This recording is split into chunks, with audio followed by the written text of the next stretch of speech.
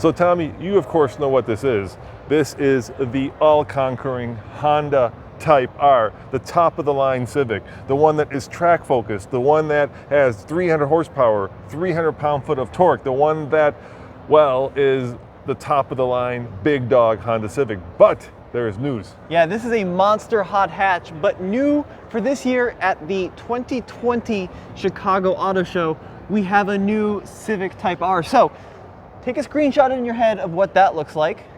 Because that is the old one. This is the current one. Yep.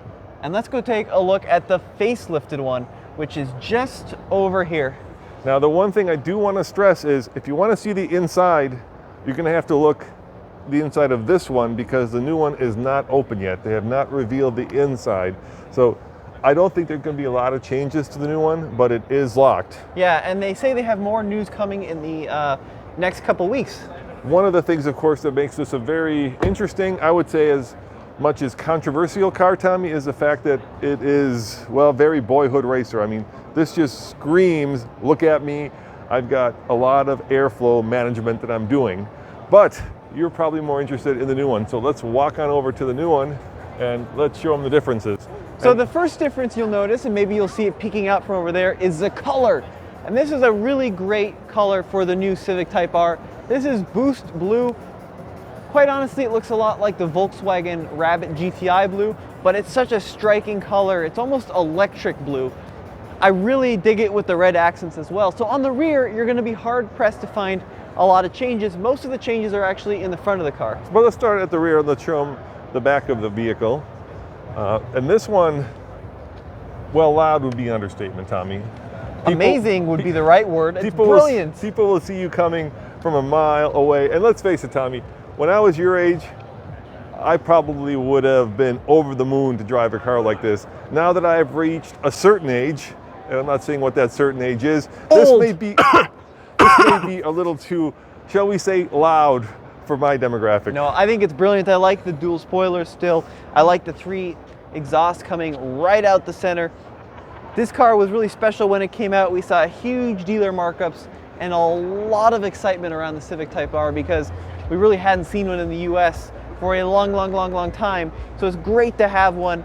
And new for this year is the color, but more importantly, the front end, because there were some issues with the Civic Type R. Yeah, you know, when this first came out, I got to go take it on the track. And one of the things that was really unique about this car is that they really built it to handle on the track. And you guys who took it on the track found out that while it didn't have a lot of torque steer, it did have some overheating issues. So that's one of the things they addressed right away on the front. And why don't we show them that? Yeah, so you'll notice that the front has been redesigned for heat management. So like you mentioned, the old ones had some thermal issues when you really pushed them for a long amount of time on the track, but the new one has new routing. It's got more access to the radiators and to the grille in the front. It also has different ducting around the brakes. So they've really changed around the front design a lot to make it better for that hardcore track use, which a lot of people are using because this is a track vehicle, right? This is a track focused car. The other thing that they've done is they've actually changed the suspension setup.